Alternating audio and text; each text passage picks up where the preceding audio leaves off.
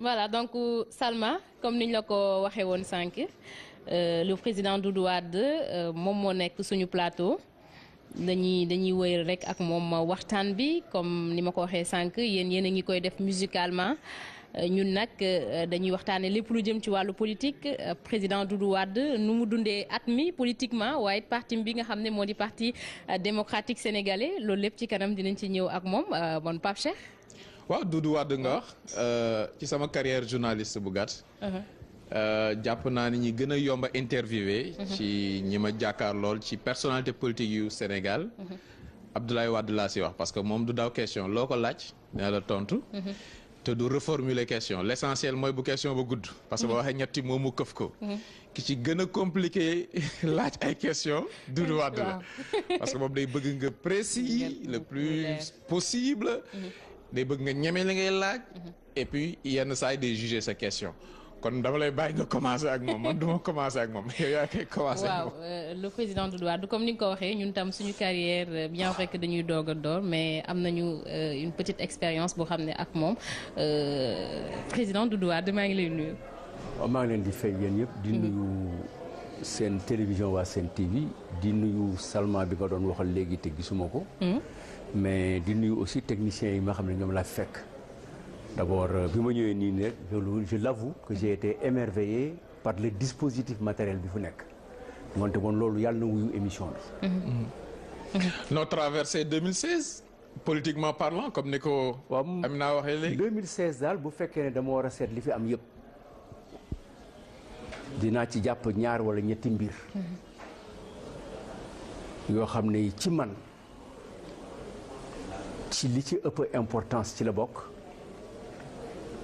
mais ba pare dafa nekk boo ko doon def ci ay saar dafay nekk ci saar bi ñu tuddee justice maanaam li nga xam ne mooy doxal yoon ak atte ko. moo tax ñoom ñaar ñooñu loolu moo wax noonu ñoom ñoo jur ci li may terminer kan mooy ki nga xam ne moo war a nekk nitu at mi ci Sénégal bi ci jëkk mooy conseil constitutionnel. béréb bi nga xam ne moo war a àtte li nga xam ne mooy jaar-jaaru loi yi moo def loo xam ne lii Sénégal bi mu juddoo ba léegi nit mësu ko fa def te gëw ma ne nit dina ko defaat loolu mooy lan mooy dañu am benn président de la République boo xam ne bii dañ ko fal bi ñu ko laata fal daf ñu wax ne sama mandat dinaa ko def juróomi at mu wër adduna bi yëpp wax ko premier discours am 31 décembre loolu la wax ne dinaa jël suma mandat bi ma moomal sama bopp mu nekk juróom-ñaari at dina ko indi juróomi at loolu daje nag ak bëgg-bëggu sénégalais yëpp ak bëgg-bëggu adduna bi ba Sarkozy ne ko ci kii laa gisee kenn koo xam ne kii dañ ko fal juróom-ñaari at moo war ko def juróomi at loolu yëpp nag bëgg-bëgg adduna bi yëpp moom la conseil constitutionnel jël mooñaat ko defaraat ko ba bëgg-bëggu nit ñi nekk seen ñàkk bëgg-bëgg teg ko ci ay texte teg ko ci lijjanti maanaam moom daf ñu jox loo xam ne bi mu ko indee ba pare lañ ko soog a xam bi ñu ko lekkee ba pare mbaxalu xeer la dafa ne dafay togg cere mais cere ji mu yekkal bi ñu ko sexee ba yàbbi ko dañu yëg ne moom xeer la ñu toggal mooy conseil constitutionnel boobu ñi ko jiite ñoo def ci Sénégal loo xam ne lii ba Sénégal di demaat ñoom la. suuratu justice. am na loo xam ne dina jafe wax ci tubaab. mais ñoom ñoo jël avis def ko décision. ñoom ñoo jël sunna transformé ko en farata. ñoom ñoo jël lu ñuy tere def ko lu ñuy santaane. ngoonte man ñoom laay jëkk a gërëm ci at mi wax leen ne ñoom ils ont été très performants ci seen liggéey. ñoom nga coppite seen waaw non seen waxtaan ak Macky Sall li mu jur. li mu def li ñu ko defal loolu moo gën a rëy ci àdduna. ñoom daal aay nañ. waaye le président Doudou Wade après loolu lépp sénégalais yi nag ñoom dañu leen tegal projet boobu mais sénégalais yi aussi ñoom ñoo ko voté. waaw xam nga projet Sénégal yi wax naa la voté nañ ko xamul tax. bu ñetti nit demoon rek ci référendum bi loolu am ñetti nit. parce que texte bi boo ko wotee Macky Sall def juróom-ñaari at. boo ko wotewul mu def juróom-ñaari at boo demul élection tëdd nelaw mu nekk juróom-ñaari at parce que loolu lañ fi bàyyi moo lay won ne conseil constitutionnel liggéeyam bi mu defal Macky Sall moom mësul am ci histoire constitutionnelle Sénégal. léegi fu ngeen jëm nag ak conseil boobu ak 2017 ak yi ñu dëgmal. fi ñuy jëm ak conseil constitutionnel mooy structure bu ñu fi teg la waxoon nañ leen ne changé na lu rëy rëy. defe naa changement bi yéen kenn yëgu ko kenn déggu ko kenn amu ko li ci am changement ci dinaa ko wax mais li ñëwaat encore en deuxième ci situation bi ci li gën a rëy ci Sénégal Cour suprême la. sóoratu justice ba tey. waaw sóoratu justice encore wàccaat na foofu Cour suprême dafa taxaw ci àtte Sénégal ñu indi àtte boo xam ne bii dañu ne képp koo xam ne kii da nga yore alalu réew mi da nga war a wax li nga am lan la déclaration de patrimoine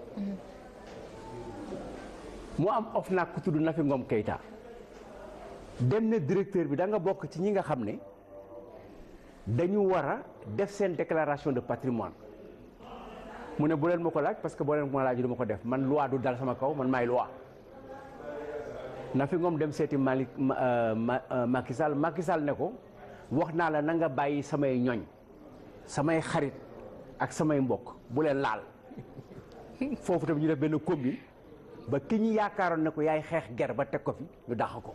muy Nafi Ngom Keïta muy Nafi Ngom Keïta muy ñaar yoo xam ne yi ci ñaar yi gën a rëy ci àdduna bi moo loolu ñaar yooyu moo ëpp qualification Sénégal Coupe d'Afrique ñaari at yooyu. ci 2016 bi. waaw ci 2016 bi. kon daal 2016 bokk na ci li gën a metti ci at mi wàllu yoon niñ ko jëfandikoo ci Sénégal loolooy gis-gisu Doudou Wade mais ci wàllu politique tamit Amina mënuñu bañ a tudd Karim Wade Karim Wade quand même bokk na ci li marqué 2016 bi également. Karim Wade génn na kaso Karim Wade ma nga ci la ñuy jëm mu wane ne bi justice sénégalais taxawee fii ci Sénégal di def li muy def nga jàpp ne affaire Karim Wade boobu ñu tëj te moom rek lañ ci tëj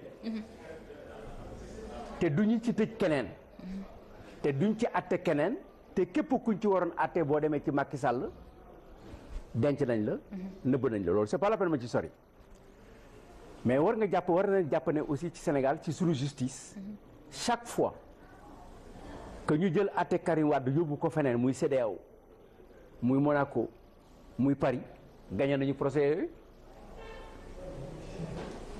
ba Karim Wade nag nekk loxo bu pataas bu tàng ci Macky Sall mu fexe ak l'administration judiciaire encore la justice le ministre de la justice ñu fexe ba génne ko pour juróom benn weer pour mu dellu si waat loolu moo tax Karim Wade nekk l'homme de l'année mooy ki nga xam ne nekkul Sénégal mais Sénégal moom la ñuy joobe l'homme de l'année mooy ki nga xam ne nekkul Sénégal mayewul xaalis comme ki fi nekk musóor di maye xaalis bés bu nekk ak di yore ngénte ak dëj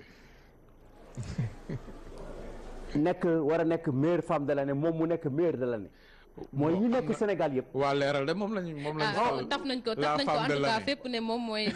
moom mën na nekk. waaw mën na nekk xam nga mën na nekk c'est-à-dire que boo doon seet rek kenn koo xam ne que dañuy ne. ñiy dimbali seen jëkkër. ci li ñu bëgg. war na ko mën a nekk. waaw. war na ko mën a nekk ci kuy dimbali sa jëkkër ci li mu bëgg. war na ko mën a nekk. mais nañu jàpp ne aussi. Karim Wade nekkul Sénégal. mais nekk na ci nit yi nga xam ne moo gën a populaire Sénégal. nekkul Sénégal. mais Sénégal yi jàpp nañ ci ay sondage yoo xam ne dañ ne yéen journaliste wala moyen de communication ñoo ko def. ñu ne moom ak Macky Sall ñoo war a génn pour nekk les deux premiers yi nga xam ne ñooy génn aux élections présidentielles. bon mën nañu xaar ci 2017 bi nag Karim ñëw Sénégal dellu si. mais nit du dem ci lu dul fa mu dëkk. nit ko génn rek dellu sa bax janax yi bu ñu génnee ba daw. nit yi bu ñu génnee ba daw. xar yi bu ñu demee ba uti lu ñu lekk. ñëpp sax dañuy mujj dellu si seen biir kër. seetloo ko fi ñu toll nii. même transhumants yi. seetloo la am na ñoo xam ne ñu ngi préparé pour dellu seen kër papa. pour koy wàcc waaw noonu la. parce que bi ñu ñëwee teeru nañ leen dig nañ leen. mais am na ñoo xam ne nee na ñu ngi commencé sonn parce que kenn wuñu leen. dañuy dellu si est-ce que combat politique bi gën a mag bu parti démocratique sénégalais. du fexe ba candidat boobu ñu bañ ko éliminer ci course bi mu bañ a bokk carrément. xam nga chaque fois boo seetlee lu nekk ak étape xam nga nit du wax waxu tamxarit te tabaski wuloo parce que dafa am loo xam ne ci tabaski moo jëm ci cere tamxarit donc loolu jotagul bu jotee rek dinañ ci wax incha allah léegi fi ñu toll mooy waajal ko pour mu ñëw. waaw bu ñëwee nag bu ëgsee dimanche altine mu dem seet ñi mu war a ziyaare si kilifa yi mu fi am. te ñuy ay kilifaam di kilifa waajuram bu paree nag commencé au pas de charge lépp loo xam ne dañ ko war a def altine du génn altine li ñu war a def talaata du génn talaata bu soobee suñu borom bi nga xam ne mooy Maulana tabaraka wa taala. tontu na waaw bon 2017 bi moom mën nañu xaar gis nag ab parti démocratique sénégalais bu xam ne bu gën a taxaw ci wàllu politique. waaw parti Sénégal démocratique sénégalais mënul nekk ci bañ a gën a taxaw ci gën a taxaw la nekk. parce que gën a taxawam mooy moo indi opposition ci Afrique. gën a taxawam moo tax opposition am Sénégal. gën a taxaw moo tax alternance am Sénégal gën a taxaw moo tax ngeen am télévision yi ngeen am nii bari bu dul woon parti Sénégal parti démocratique moo te doo leen am lii parti Sénégal moo fi indi liberté de presse moo fi indi multiplicité de journaux moo fi saxal gën a dëgëral démocratie te ci loolu lañ nekk moonte bon loolu dañuy ñëw gën a dëgër ci ñu gën a taxaw gën a ànd pour jublu ci li nga xam ne moom la ñuy jublu. man sama problème rek mooy foofu noonu xam naa Amina ñu ngi si doon parti démocratique Sénégal dafa nekk tey ci kujje gi. bari ay entité yu mu fa nekkal ñooñu da ngay gis ne quasiment dañu soxla PDS. mais en même temps bëgguñu dooleel PDS est-ce que loolu du doon problème naka ngeen ni conjuguer seeni force ci opposition bi ba mën a taxawal dara politiquement ci kanamu Macky Sall président. xam nga ñaari affaire moo am. yow da nga wax ne ñoom dañuy soxla PDS yow yaa posé sa question. mais man posé wuloo ma question ndax PDS soxna la leen. moo lay wan ne yow sa xel jàpp nga ne ñoom ñoo soxla PDS lépp nag boo ko soxlaa dafa lu mu lay jariñ. ak lu mu lay jaral. sa micro bi accès bi moo ko soxlaa dinaa la ko ñaan baa ma saraxu la baa ma ne jaay ma ko baa lebal ma ko bu fekkee ne bëgg naa ko ba mu jaral ma sama bakkan ma rey la jël ko. mais tamit soxla bi am na nu muy jafee nga bàyyi ko fa uti beneen solution. car ñoom ñu uti solution. mais ñun suñu solution moom taxaw na. c'est quoi? c'est drainer toute l'opposition ci élection législative yi pour que le régime soit minoritaire à l'Assemblée mooy suñu taxawaay. parce que loolu mooy combat bi du beneen combat bi moo fi sës. loolu nga xam ne mooy suñu taxawaay. parce que assemblée nationale boobu dafa bokk ci li nga xam ne ci at bi ci ñi gën a def ay prouesse la ñu doon assemblée bi. assemblée bi moo xëy ne Fada mooy président de groupe ne Abdoulaye Wade amul droit wax ci ne Macky Sall am na droit tànn Moustapha Diakhaté mais Abdoulaye Wade warul am droit tànn Aïda Mbodj. moo fait affaiblir Aïda Mbodj. moo jël benn yoon pour Aliou Sow nekk député ci biir moo fexe ba génn ko ñëbbu ko feneen moo indi aussi Lamine Keita te yëg ngeen ne moom ci boppam am na parti boppam te ku bàyyi sa parti dem ci beneen parti ñàkk mandat député am assemblée bi tamit ci ñi gën a performant en mal gouvernance ci la ñu bokk ci la ñuy dàq ki nga xam ne woon dafa doon laaj comptabilité bi ci la ñuy jël ñaari député fay leen 500 millions de francs dommages et intérêts ci ak leneen loo xam ne lii wax ko jotagul mais ci kanam dinañ ko wax. voilà ci loolu sax laa bëggoon ñëw président Doudou Wade gis nañ ko parti démocratique sénégalais ñu bari ñu xam ne démb dañu àndoon ak maître Abdoulaye Wade tey ñu gis ne ñoom ñëpp ñi ngi bàyyi di dem di seeti leneen. waaw mais loolu doo wax ne ñu bàyyi pour seeti leneen. boo ko waxee du loolu du sa xalaat. sa xalaat mooy li ngeen bind. waaw. waxoon naa la ko de moom posé question dafa compliqué. waaw parce que non li nga xalaat yéen a ko bind yéen ne la longue liste des fils tueurs. ñi nga xam ne doom yi nga xam ne ñoo rey seen baay. du loolu ngeen bind. waaw comme yéen leen tuddee loolu nag da ngeen di leen laaj yi ndegam loolu lu tax ñu def ko. lu tax ñu def loolu. waaw d'accord rapidement bon kokkali na ñi nga ay instances yu mel ne wala ay institutions yu mel ne Cour suprême ak ñooñu. mais politiquement. buñ ne Macky Sall homme politique de l'année ndax di nga ci d'accord buñ ko layalee ne lépp lu mu entreprendre sur le plan politique muy wàññi mandat muy defar ay réformes ci du mu ko bëggee. muy gérer majorité présidentielle bi nekk ak moom heure bu leen soxlaa woo leen ci benn makkaan ku nekk mu jox la ay directives nga respecté ko.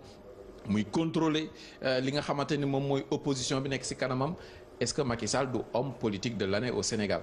waaw bu fekkee ne homme de politique de l'année bi ci gën man dama leen wax li ci gën a bon parce que ñi gën a bon da ngay jël ñi nga xam ne dañ nar a baax nga moytuloo leen ñi gën a bon wax naa la li ma la wax yow xam nga dara baaxu ci mais da pour nit ñi ñii ñëw ëllëg moytu ko la bu fekkee ne choisir l'homme de l'année ci président de la République mooy ki nga xam ne li mu waxoon dindi na ko mooy lépp lu mu la promettre dina am fukki fan ak fukki weer mu ngi ko def ci téeméeri weer ndëgam bu fekkee ne kooku mooy taxaw tey ne la musée de civilisation noire Senghor a ko defar nga nangu loolu mën nga ko def homme de l'année parce que homme de l'année ci ku baax la parce que am na le meilleur voleur de l'année le meilleur menteur de l'année le meilleur coureur de l'année le meilleur buteur de l'année le gardien le plus nul de l'année am na yooyu yëpp ay symbole la. waaw gag yi de tamit.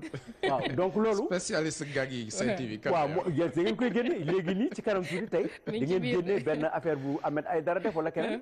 mu nekk des événements de l'année. donc loolu moo ci am donc loolu ñu ko fal Macky Sall am nañ ci droit xam nga ki tànn ne man lii laa fal diw. doo ci mën dara da nga koy nangu. mais nangulal nit keneen aussi mu fal ne nii la soxla. mais nangu nga ne aay na quand même ci wàllu politique. waaw xam nga waaw bu fekkee ne politique mooy naxaate. te war naa la ci benn. xam nga Macky Sall am na ñaari affaire yoo xam ne yi il faut ñu nangul ko. le centre international Abdou Diouf moo ko defar parce que pont bi pareegul bañ na ko bu ouvrier yi liggéey sax am na kenn ku dee. te marteau daanu ci kawam wala leneen moo te pareegul inauguré ngénte lu juddoogul baaxul kenn du ngénte lu juddoogul kenn du ngénte lëf te amul juróom-ñetti fan bu doon loolu beneen affaire mooy je salue man am naa mbégte ci li nga xam ne Macky Sall def na ko Tivaouane waaw am naa ci mbégte mais am naa mbégte aussi ci wax ne plan yi pare woon na defaroon nañ ko tegoon nañ ko te loolu maa ngi ciy interpellé le directeur général de AGETIP. kon daa yeggali rek. waaw mooy la fi nekkoon. waaw la ñu jël changé waat ko. def ci nangam wane nañ maquette bi non. waaw déggul ma la wax. amul maquette dama ne nit ñi dem nañ fa ba gis ko. xam nga ba mu fa jëkkee def dara man dama ci kontaan. parce que fa laa dëkk. aw ma lu ko ëpp. man na gannaaw àjjana ak Médine ak Makka Tivaouane la am. moo defoon lu fa def net lu fa nit def bëgg naa ko mais. il faut que may jàpp ne. am na kenn ku fa defaroon dara. bu dee pompier wala ak lu mu fa def fa école def fa daara moderne lépp mais jëloon na ba nga xam ne dëkk bi yokkoon na ko ay kilomètres ba ñamu dendal mer mais boo leen demee ci PTIP bu 2012 2015. di ngeen fa fekk programme de 100 milliards pour loolu 100 milliards. waaw may ma tuuti rek. mais léegi programme boobu 100 milliards yi ñu fa fekkoon gars yi 8 la ñu def Tivaouane. 8 rek. waaw ngoonte woon yéene bi. yàlla àggal na ko ci ñi yàlla na ci yàlla fay Macky Sall loolu mooy wane rek ne état tamit continuité la rek ku nekk da ngay tàmbali keneen ñëw moom it yeggali. waaye mais loolu d'accord naa ci àdduna bi noonu la bindoo. Sen TV commencé wuloo ko fii kii commencé wu ko mais mu ngi fii donc loolu dañ koy nangu lu ñu nangu la. xam nga lu ñuy bañ. ku ñu bëgg woon ne Sen TV ñi fa jëkkoon nekk baaxuñu. waaw loolu lay bañ. bañ bugguma ko def nañ fi nangam. lii moo xew tey ñeneen dañ dem ñeneen dellu si loolu moo gën. mais li fi nekkoon. bëgg leen fàtte bëgg leen suul déedéet. parce que bi ma ñëwee tey Sen TV mais dama gis tii tey wax naa ko dama wax naa sax lu tax nangam ak nangam parce que dama gis ñaari caméra yu jàkkoor ak man. ma xool yeneen caméra gis nit ñi taxawee ma ne taxawaayu matériel bi rafet na ma rafetlu ko. mais c'est parce que dafa am ñenn ñu jëmbatoon dara. ngeen ñëw yokk ko. adduna bi comme politique comme tàndarma la. garabu tàndarma ki koy ji mën na ci bañ a lekk parce que fukki at lay laaj pour doom yi rot. am na solo waxtaan wi am na solo trop. waaw ak moom kontaan naa si voilà kon ñu koy jaajëfal bu baax a baax di la ñaanal année 2017 bu neex. man tam maa ngi leen di koy ñaanal mais di ko ñaanal Sénégal ak ñi ko jiital président Macky Sall yàlla na ko yàlla may bët bu leer bu jublu fu baax yàlla na ay tànkam dox ci yoon bi nga xam ne moo gën ci Sénégal yi te mu baax loxoom yàlla na jub ci fi nga xam ne foofu la jëm. di ñaanal aussi ñi nga xam ne ñoom lañ dendal principalement Gambie parce que Gambie ak ñun. làmmiñ la ci biir gémmiñ bu la sonalee ba nga màtt ko di nga sonn te boo ko dindee dootoo sàq mi Mali ak ñi ñu wër yëpp. image yi am na solo. waaw am na solo de di ñaan aussi que pays jullit yi yàlla may leen déggoo yàlla may déggoo Sénégal yàlla may déggoo ci Palestine bi nga xam ne.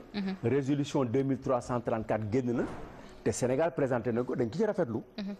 mais résolution bi dañuy dem vers d'autres résolutions résolution yi mooy ñu assumer ci teg ci ay sanctions.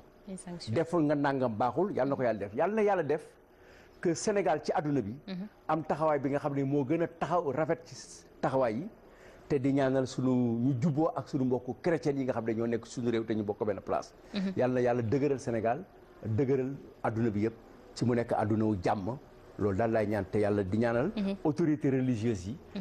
sunu kilifa diine yi yàlla def leen jàmm defal leen wér guddal seen fan di tàllal suma loxo di ñaanal suma sëriñ Cheikh Ahmed Tidiane Al Maktoum. Pape Cheikh am na solo donc moom tam dañ koy ñaanal rek mu am gudd fan ak wér parce que saa bu ñu ko soxlaa rek mu ñëw. waaw bon moom na fi yàgg rek ak ñun. non suñu partenaire la. et waxtaan yi am na solo. et en dehors des caméras et des plateaux. bokk nañ ci ñi nga xamante ni da ngay gën a échanger ak ñoom. ndax expérience beeg yu mel noonu. bari na yoo xamante ni parce que journaliste tamit dafa war di jàng chaque jour. ñu ngi koy jaajëfal encore une fois. ñu ngi koy jaajëfal bu baax président Doudou Wade donc Salma gis nga ko président Doudou Wade moom la ñu nekkaloon ci plateau bi ñu koy jaajëfal bu baax.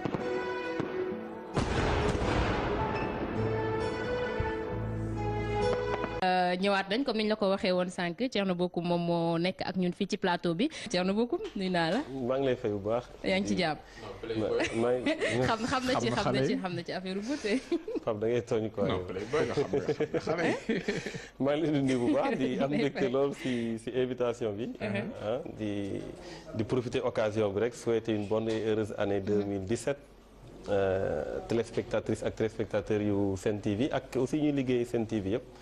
année bi doon année bu gën si te du ñu bëgg yëpp yàlla defal leen ko si waaw. moom 2016 yëpp ay jéem a fay sapeur pompier la quoi. lu waa réew mi taal rek. ak seen leader mu ñëw fay nekk fële Paris toog mu ñëw jouer sapeur pompier. metti na woon non bon ñu ngi def suñu warugar rek dañ nekk ci milieu politique boo xamante ne yombul. comme ni ngeen ko xamee ñu nekk parti boo xam ne c'est un parti combattu comme ni ngeen ko xamee aussi leader boo xam ne il est combattu donc jaadu na à chaque fois ñuy présent di mën a joxe suñu xalaat ci lépp loo xam ne am na ci réew mi parce que aussi askan bi moo ñu yëkkati. bu leen fàtte ne suñu bopp lañ tuddee réew mi. donc ku tuddee sa bopp réew mi mënul da am dara luy xew ci askan bi yëg ko te waroo ci te waxoo ci moo tax à chaque fois dañuy. ana Idi yow. man de Thierno ak Déthié rek laay gis Idi daal moom des fois mu toog ba mu neex ko nag mu génn. daal di tëmbal affaire am yu saf duggaat ci biir. waaw mais affaire yi justement su safee c'est parce que dañ koy gëj a dégg namu ko. ay su chaque fois yéen a ngi koy dégg. damay yaakaar ne su ko dóoree du saf. non je pense que ku nekk ak ni ngay defee politique. moom ñëpp dañ ko xamee ci wax loo xam ne lu am solo la. wax loo xamante ne lu jëmale askan bi kanam la. donc du waxantu daal maanaam day bëgg à chaque fois say sorties mu doon loo xamante ne day jëm ci mbirum askan wi moo tax c'est bien suivi. maintenant on est dans un parti wax ngeen Thierno wax ngeen Déthié am na ñeneen ak ñeneen ñoo xamante ne ñu ngi def liggéey bu am solo ci parti bi am na ñoo xam ne peut-être du ñu fës ci médias yi. am na ñoo xam ne ñu ngi nekk ci suuf. mais parti la ñu nekk donc ku ci ne dafa am rôle bu nga am war a jouer donc à chaque fois ñu ngi jéem a def pour jouer suñu rôle convenablement. voilà. oui bon man benn constat lañ def Macky Sall politique lépp loo xamante ni entreprendre na ko ci wàllu politique. 2016 mën nañ ne réussir na ko. référendum bi nu mu ko bëggee woon quasiment noonu la amee mandat bi ñu doon wax 5 ans mu ne 7 ans bi jàllale na ko te géej gi débordé wul. circulation bi bloqué wul. Macky Sall même foyer religieux yi ñu doon ko tiital ca pandaw la comme Mburoog Sow. lépp lu mu def ci ay jéego ci wàllu politique réussir na ko. au conseil bi coow li bari mais teg nañu ko donc. réforme yi globalement def na ko ah. est-ce que Macky Sall quand même du l'homme politique de l'année. ah xam nga homme politique de l'année moom suñ la ko tuddee tout dépend si contenu bu ñu si jox lan nga nekkee homme politique xam nga suñu la nee yaa fi mën si lan lay doon. loolu moo am solo. mais fondamentalement xam nga am na yu bëri yoo xamante ne du ñun opposition ñoo ko mën a tere def Macky Sall le président Macky Sall parce que lu si bëri wàllu askan bi la askan bi si élection lañ jëm. dinañ xam ndax le président Macky Sall lu mu def yu bëri mu doon forcing ndax jàll na wala jàllul on verra parce que il faudra après ñu am baromètre comme loo xamante ne askan bi moom lay wuyoo acte yu mu posé à travers le vote donc si la ñuy xam exactement ndax lu mu def nit ñi d'accord nañ si wala d'accord ñu si. am na beaucoup ñu koy remercier bu baax moom également comme ni ñu ko waxee. ñun on va revenir tout à l'heure ak beneen invité.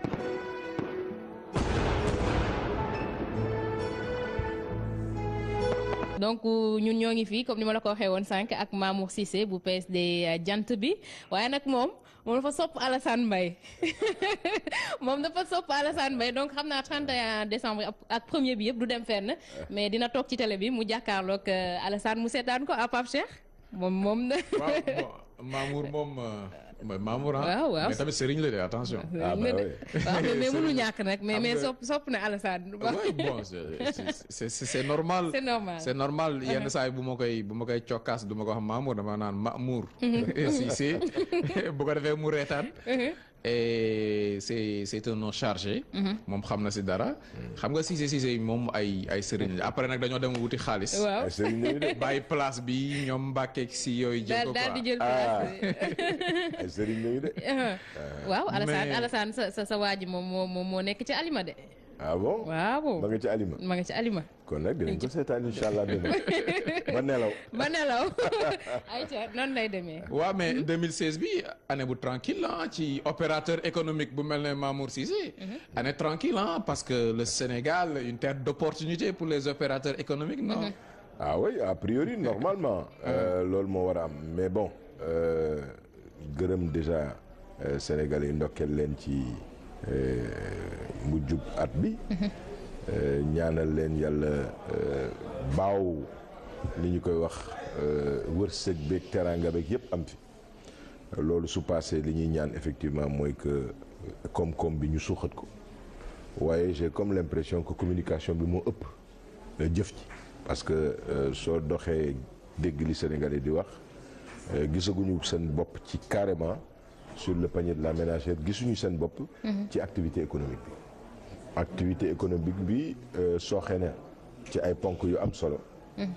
sooxe na ci pourquoi parce que gis nañu ne que li ñu ci waroon def yëpp ak place bi ci homme d'affaires yi waroon am amuñu ko ci.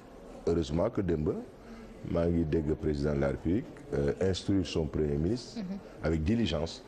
pour que premier trimestre 2017 bi loi yi ñi nga xam ne war nañ ko teg pour mën a promouvoir carrément la petite et moyenne entreprise ñu teg ko. kon loolu su dee du wax alhamdulilah mais dafay am ay préalable soo xoolee yëfu taalibe yi ni ñu ko jëlee woon ñun ñëpp ñu dugg ci jàppale nguur bi pour mu élaguer ko génne taalibe yi jox leen une dignité bàyyi li ñu nekkee ci mbedd mi.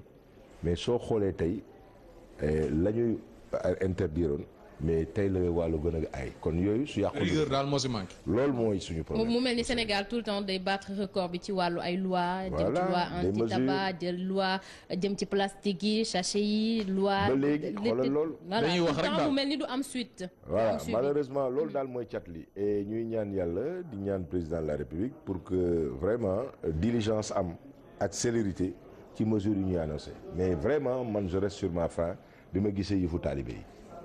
alors léegi su ñuy wax ne donc fii ak 2017 bi premier trimestre bi entreprise yi dinañ ci gis seen bopp mais entreprise mooy moteur du développement. et je suis rassuré de dégg mu ne que le moteur de la croissance entreprise yee ko yore mais il faut que ñu mette leen au cœur de l'activité économique et ensuite il faut que mu am préférence nationale. nga yàgg jooy sax nag loolu. préférence nationale fu mu amul koom-koom amu fa. dëkk yi nga xam ne tey développé nañu yépp ci àdduna amu ci kenn ko xam ne maîtriser wuloo sa économie sa comptable mais sooy xool tey l'essentiel de notre activité économique est entre les mains des étrangers kooku su yàqul du defar. dama koy wax parce que dama koy kaas surtout que amuñu patronat bi tax ñuy wax.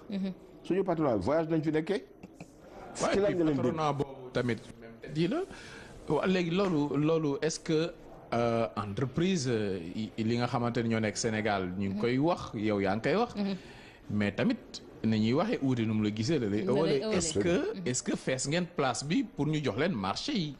mais Pape Cheikh xam nga kan moo la fal sénégalais la fal su dee Mamour Cissé nasax na keneen nasax mais am na ay sénégalais yu fi toog di liggéey il ne demande qu'à être aidé mais discrimination dafa am ci ay secteurs entiers ay nit yore ko circuit de distribution bi am na ñoo xam ne soo leen bokkul xeet wala bokku leen po doo dugg ci seen circuit de distribution suñu réew on est discriminé dans notre pays loolu loo am volonté te cadre institutionnel bi définiruñ ko day am problème le ministère du commerce doit jouer son rôle mooy d'abord protéger les entreprises sénégalaises à qualité égale il faut acheter chez le sénégalais bon teint je l'assume man parce que suñ ko amul suñ ko deful du sotti ci réew mi et aujourd'hui toute notre croissance est aujourd'hui extravertie moo tax mu nasax mais xoolal li président bi wax yëpp di ñu dugal ci xaalis dëggal le ministre des finances li mu wax yëpp ne dugal nañ ko ci Sénégal est-ce que gis nga ko parce que captation bi ci biti la dara du res fii xam nga tey sànq Idriss Déby damay déglu RFI mu wax ne tchadien mu ne leen il faut que léegi même les entreprises yu ñëw foofu Tchad dootuñu nangooti automaticité wu ñu transférer l'essentiel de leur dividende ak seen bénéfice yëpp ñu génn ko dañ ko war a reproduire ci réew mi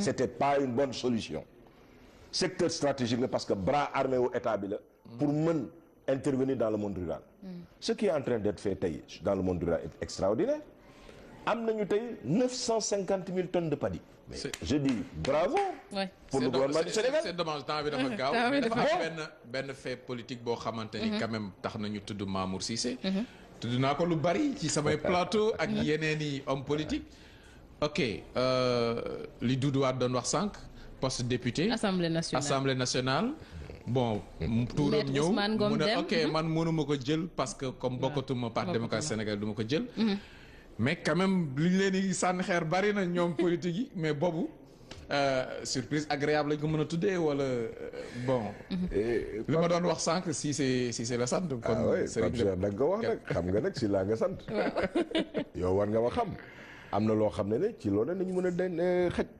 man dama yaakaar ne sama doom sama nawle la sama dëkkandoo sama nawle la sama soxna sama nawle la kon am na loo xam ne rafetul il faut ñu dekkal ngor ci politique xoolal démb mon jeune frère Mamadou Lamine Keita yow xam nga bu yàgg depuis xoma ñaata at a ngi nii tegatoo sa tànk foofu mais l'honneur et la décence veut que nga tegal leen seen yëpp fële la ngay def nga dem defi ko mais naka ngay fustiger ne yaa ngi soutenir Macky Sall ba pare bëgg yëbbaale sàccaale yëfu jàmbur di ko yóbbu éthique ak morale ku ñu yàpp tey looloo tax ñu yàpp nañu dekkal ngor ci réew bi li nga moomul moomuloo ko ñu roy tam ci Macky Sall roy ci Macky Sall ba dem jotee dafa delloo seen lépp dem yoonam moo tax président am na loo xam ne su la yàq lu dul defal kooku mënu la andil tey lu extraordinaire lu dul mbamba ak sikk mënoo ko ci am nañu réconcilier les Sénégalais et les hommes d'affaires ak l'éthique et la morale voilà man ci loolu laa inscrit jeex na benn feetam bu xam ne am na 2017 di dugg ñu gis affaire yi di commencer dessiné wu yenn coalition yi ñii di quitté di dem fee waaye yéen it yéen a ngi woon ci projet taxawal ab coalition jamono ji ngeen ko waxee woon nag da ngeen ne woon màggal géeg yu ñu mel moo taxoon mais 2016 bi mi ngi jeex ba léegi déggaatuñ ci dara fu mu toll non ñi ngi waxtaan xam nga yu mel noonu du gaaw lu gaawaru rek yuree ku mu jeex parce que dafa am ay intérêt yu ci nekk soo nekkee nit ci coalition cela suppose que ngeen bokk beaucoup de choses surtout que c'est en prévision des législatives et même au-delà des législatives kon dafa am un certain nombre de choses yoo xam ne ku ci nekk yaa ngi seetaat sa bopp kon yaakaar naa ne léegi yëf yi war na ñor pour que léegi suñu passé gàmmu gi nga wax màggal bi nga wax ak 31 décembre beeg et cetera pour ñu jëm nag te léegi jant bi benn la. mais en tout cas yaa ngi fàttaliku PSD jant bi ak jant B. voilà ak jant B jant R en tout cas leen daal xam naa ko. incha allahu rabi suñ ci yàlla yóbbu ak jàmm. ñun dinañ dem ci élection yi. waaw. législative bëgg na toogee assemblée nationale. defaraat ko pour defaraat assemblée. parce que dàkk sant bi nekk assemblée. waaye su yàqul du defar waaye. et puis du loolu la ñuy xaar ci assemblée nationale. ayca merci beaucoup jaajëfal nañ ko Pape Cheikh. non dañ koy remercier encore une fois et ci élégance bi ci propos yeeg yëpp. véritablement di ko kon jaajëfal Mamour Cissé. année électorale bu jax lay doon ah 2017. bu jax bu neex ñoom nag dañu xaw a nooy tuuti xaw ma ba xam dañu mën buuxante gaayam déet. seen PSD dañu xaw a nooy tuuti. en tout cas yow xam nga. wolof Njaay nee na. niñ ko waxee te sax suñu la dabee rek am na doxin boo xam ne soo ko doxee rek ñu yàpp la. ñu yàpp la. mais am na noo xam ne soo ci saxee. kenn du la yàpp. ok wait and see. nañ leen xaar ci 2017 bi xool lan la ñuy Sénégalais yi. ñoo ngi xool en tout cas kontaan naa. waaw ñu lay ñaanal bonne année. merci beaucoup agréable. merci beaucoup. na leen yàlla may jàmm gudd fan ak wér. fi ngeen bëgg àgg yéen à titre professionnel et privé yàlla leen fa yàlla yóbbu. amiin. te seen chaîne de télévision bi votre groupe aussi yàlla na ko yàlla teel boppam aaral ko boppam. amiin. musal leen ci lamiñ ak cat. parce que lu am solo la. merci defal ko beaucoup moo jeune Bougane Gueye. amiin. te jóobu gaam. merci beaucoup ay ca Pape Cheikh. bon léegi li ci des mooy yeggali soirée bi fi ñu koy yeggalee ji. waaw bon Alima fi mu toog dama bëgg Salma Alima ci plateau nga jàllaleel ma ko ni kon na wax Alassane Mbaye mu dédicacé ñu Mamour Cissé donc moom ku ko sopp la da koy suivre bu baax alors laataa ñuy tëj xanaa ñu bàyyi Pape Cheikh moom tamit mu tàggoog Sénégalais yi daal di leen souhaiter une bonne année. bonne heureuse année à tout le monde. kon ñëpp ñu leen di ñaanal atum naataange. ku nekk li nga si yéene yàlla defal la ko. comme ni ko ñëpp ñaanee fii si plateau bi. et puis di ñaanal tamit équipe nationale de football xam naa bon man j'aime bien le football. cette fois-ci on a une équipe boo xamante ni. mënul dara mënul. amoon na licence en tout cas. yaa si bon léegi li am solo mooy. bi pa daal. bu ñu teel a ñibbisi. waaw am nañ équipe boo xamante ni war nañ fa mën def dara. bon fulla ak fayda ak gëm ko rek moo ci des. mais amul benn équipe boo xam war nañ mën a complexer ci kanamam. loolu gisuma ko ca Coupe d'Afrique ba. ci équipe yi fa teew. gisuma boo xamante ni daal war nañ la respecter ba duñu fubal suñu fubal. léegi nag nañ góorgóorlu daal nañu wane ci terrain bi ne dem nañ ba jeex. jeex na Aïcha bon nañ ko defee ni ko Pape Cheikh si laa waxee mais jaajëfal également ñëpp ñi nga xam ne jot nañu jaar ci plateau bi muy docteur Malick Diop Thierno Bocoum président Doudou Wade ak it Mamour Cissé mi nga xam ne moom la ñu toggal di remercier Sénégalais yëpp di leen baalu ak également di leen jaajëfal ci teewlu bi nga xam ne moom la ñuy teewlu saa su ne programme yu Sen TV la première télévision urbaine du Sénégal donc nii lañ leen di tàggoo di leen ñaanal nag atum 2017 boo xam ne dañ ciy dugg ci jàmm génn ci jàmm xéwal yi daal di bari ci at bi ayca donc Salma dama lay delloo nga daal di wëyal ak say gan jaajëf.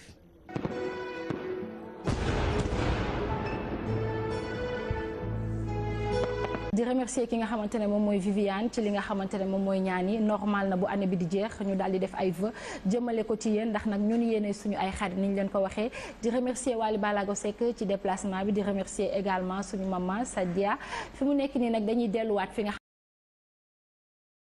mais cere ji mu yekkal biñ ko sexee ba yàbbi ko dañu yëg ne moom xeer la ñu toggal mooy conseil constitutionnel boobu ñi ko jiite ñoo def ci Sénégal loo xam ne lii ba Sénégal di demaat ñoom la sourate justice am na loo xam ne dina jafe wax ci tubaab mais ñoom ñoo jël avis def ko décision ñoom ñoo jël sunna transformé ko en farata ñoom ñoo jël lu ñuy tere def ko lu ñuy santaane moonte man ñoom laay jëkk a gërëm ci at mi wax leen ne ñoom ils ont été très performants ci seen liggéey. ñoom nga seen waaw non seen waxtaan ak Macky Sall li mu jur. li mu def li ñu ko defal loolu moo gën a rëy ci àdduna. ñoom daal aay nañ. waaye le président Doudou Wade après loolu lépp sénégalais yi nag ñoom dañu leen tegal projet boobu mais sénégalais yi aussi ñoom ñoo ko voté. waaw xam nga projet Sénégal yi wax naa la voté nañ ko xamul tax. bu ñetti nit demoon rek ci référendum bi loolu am ñetti nit. parce que texte bi boo ko wotee Macky Sall def juróom-ñaari at. boo ko wotewul mu def juróom-ñaari at. boo demul élection tëdd nelaw mu nekk juróom-ñaari at. parce que loolu lañ ci bàyyi. moo lay won ne conseil constitutionnel. liggéeyam bi mu defal Macky Sall moom mësul am ci histoire constitutionnelle Sénégal. léegi fu ngeen jëm nag ak conseil boobu ak 2017 ak yi ñu dëgmal. fi ñuy jëm ak conseil constitutionnel mooy structure bu ñu fi teg la. waxoon nañ leen ne changé na lu rëy rëy. defe naa changement bi yéen kenn yëgu ko kenn déggu ko kenn amu ko li ci am changement ci dinaa ko wax mais li ñëwaat encore en deuxième. ci situation bi ci li gën a rëy ci Sénégal Cour suprême la. sóoratu justice ba tey. waaw sóoratu justice encore wàccaat na foofu. Cour suprême. dafa taxaw ci li ci ëpp importance ci la bokk mais ba pare dafa nekk boo ko doon def ci ay saar dafay nekk ci saar bi ñu tuddee justice maanaam li nga xam ne mooy doxal yoon ak atte ko. moo tax ñoom ñaar ñooñu loolu moo wax noonu ñoom ñoo jur ci li may terminer kan mooy ki nga xam ne moo war a nekk nitu at mi ci Sénégal bi ci jëkk mooy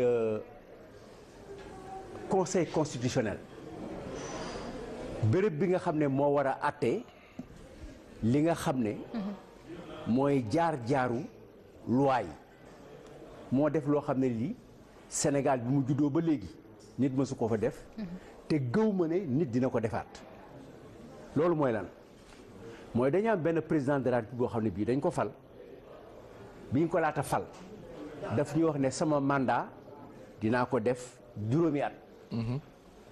mu wër adduna bi yëpp wax ko premier discours am. 31 décembre loolu la wax ne dinaa jël suma mandat bi ma moomal sama bopp mu nekk juróom-ñaari at dina ko indi juróomi at. loolu daje nag ak bëgg-bëggu sénégalais yëpp ak bëgg-bëggu adduna bi ba Sarkozy ne ko ci kii laa gisee. kenn koo xam ne kii dañ ko fal juróom-ñaari at moo war ko def juróomi at. loolu yëpp nag bëgg-bëgg adduna bi yëpp moom la conseil constitutionnel jël mooñaat ko defaraat ko ba bëgg-bëggu nit ñi. nekk seen ñàkk bëgg-bëgg. teg ko ci ay textes. teg ko ci lijjanti maanaam moom daf ñu jox loo xam ne bi mu ko indee ba pare lañ ko soog a xam bi ñu ko lekkee ba pare mbaxalu xeer la dafa ne dafay togg ci justice chaque fois que ñu jël àtte Karim Wade yóbbu ko feneen muy CEDEAO muy Monaco muy Paris gagné nañu procès yooyu ba Karim Wade nag nekk loxo bu pataas bu tàng ci Macky Sall mu fexe ak l'administration judiciaire encore la justice le ministre de la justice ñu fexe ba génne ko pour juróom benn weer pour mu dellu si waat loolu moo tax Karim Wade nekk l'homme de l'année mooy ki nga xam ne nekkul Sénégal mais Sénégal moom la ñuy joobee l'homme de l'année mooy ki nga xam ne nekkul Sénégal mayewul xaalis comme ki fi nekk musóor di maye xaalis bés bu nekk ak di yore ngénte ak dëj nekk war a nekk meilleure femme de l'année moom mu nekk meilleure de l'année mooy ñu nekk Sénégal yëpp. waa leeral de moom lañu taf nañ ko en tout cas fépp ne moom mooy. moom mën na nekk. waaw mën na nekk xam nga mën na nekk c'est-à-dire que boo doon seet rek kenn koo xam ne que dañuy ne. ñiy dimbali seen jëkkër. ci li ñuy bëgg. war na ko mën a nekk. waaw. war na ko mën a nekk ci kuy dimbali sa jëkkër ci li mu bëgg. war na ko mën a nekk. mais nañu jàpp ne aussi. Karim Wade nekkul Sénégal. mais nekk na ci nit yi nga xam ne moo gën a populaire Sénégal. nekkul Sénégal. mais Sénégal yi jàpp nañ ci ay sondage yoo xam ne dañ ne yéen journaliste wala moyen de communication ñoo ko def. ñu ne moom ak Macky Sall ñoo war a génn pour nekk les deux premiers yi nga xam ne ñooy génn aux élections présidentielles. bon mën nañu xaar ci 2017 bi nag Karim ñëw Sénégal dellu si. mais nit du dem lu dul fa mu dëkk. nit ko génn rek dellu sa bax janax yi bu ñu génnee ba daw. nit yi bu ñu génnee ba daw. xar yi bu ñu demee ba uti lu ñu lekk. ñëpp sax dañuy mujj dellu si seen biir kër. voilà donc Salma comme niñ la ko waxee woon sànq le président Doudou Wade moom moo nekk suñu plateau dañuy wëy rek ak moom waxtaan bi comme ni ma ko waxee sànq yéen a ngi koy def musicalement ñun nag dañuy waxtaanee lépp lu jëm ci wàllu politique président Doudou Wade nu mu dundee at mi politiquement waaye parti bi nga xam ne moo di parti démocratique sénégalais loolu lépp ci kanam dinañ ci ñëw ak moom bon Pape Cheikh. waaw Doudou Wade nga wax ci sama carrière journaliste bu gàtt. jàpp naa ni ñi gën a yomb a interviewé. ci ñi ma jàkkaar lool ci personnalité politique yu Sénégal. Abdoulaye Wade laa si wax parce que moom du daw question loo ko laaj dina la tontu. te du reformuler question l'essentiel mooy bu question ba gudd. parce que ba waxee ñetti moom mu këf ko. ki ci gën a compliqué laaj ay question Doudou Wade la. parce que moom day bëgg nga précis le plus possible. day bëgg nga ñeme li ngay laaj. et puis yenn saa yi day juger sa question. kon dama lay bàyyi nga commencé ak moom man du ma commencé ak moom yow yaa koy commencé ak moom. waaw le président Doudou Wade comme ni nga ko waxee ñun tam suñu carrière bien vrai que dañuy doog a door mais am nañu une petite expérience boo xam ne ak moom président Doudou Wade maa ngi lay nuyu. waaw maa ngi leen di fay yéen yëpp. di nuyu seen télévision waa seen TV di nuyu Salma bi nga doon waxal léegi te gisuma ko. mais di nuyu aussi techniciens yi nga xam ne ñoom laa fekk. D'abord bi ma ñëwee nii rek je l'avoue que j'ai été émerveillé par le dispositif matériel bi fu nekk moonte moom loolu yàlla na wuyu émission bi. Nos traversées 2016 politiquement parlant comme ni ko. am naa waxee léegi 2016 daal bu fekkee ne dama war a seet li fi am yëpp dinaa ci jàpp ñaar wala ñetti mbir. yoo xam ne ci man ci atte Sénégal. ñu indi atte boo xam ne bii dañu ne képp koo xam ne kii da nga yore alalu réew mi da nga war a wax li nga am lan la déclaration de patrimoine mu am OFNAC ku tudd Nafi Ngom Keïta dem ne directeur bi da nga bokk ci ñi nga xam ne dañu war a def seen déclaration de patrimoine mu ne bu leen ma ko laaj parce que boo leen ma laaj du ma ko def man loi du dal sama kaw man maay loi Nafi Ngom dem seeti Macky Sall ne ko wax naa la na nga bàyyi samay ñoñ samay xarit ak samay mbokk bu leen laal foofu tamit ñu def benn combine ba ki ñu yaakaaroon ne ko yaay xeex ger ba teg ko fi ñu dàq ko. muy Nafi Ngom Keïta muy ñaar yoo xam ne yi ci ñaar yi gën a rëy ci àdduna bi loolu ñaar yooyu moo ëpp qualification Sénégal Coupe d'Afrique ñaari at yooyu. ci 2016 bi. waaw ci 2016 bi. kon daal 2016 bokk na ci li gën a metti ci at mi wàllu yoon niñ ko jëfandikoo ci Sénégal loolooy gis-gisu Doudou Wade mais ci wàllu politique tamit Amina mënuñu bañ a tudd Karim Wade Karim Wade quand même bokk na ci li marqué 2016 bi également Karim Wade génn na kaso Karim Wade ma nga ci la ñuy jëm mu wane ne bi justice sénégalais taxawee fii ci Sénégal di def li muy def nga jàpp ne affaire Karim Wade boobu ñu tëj te moom rek lañ ci tëj te duñu ci tëj keneen te duñ ci atte keneen te képp kuñ ci waroon atte boo demee ci Macky Sall denc nañ la nëbb nañ la loolu c'est pas la peine ma ci sori mais war na jàpp ne aussi ci Sénégal ci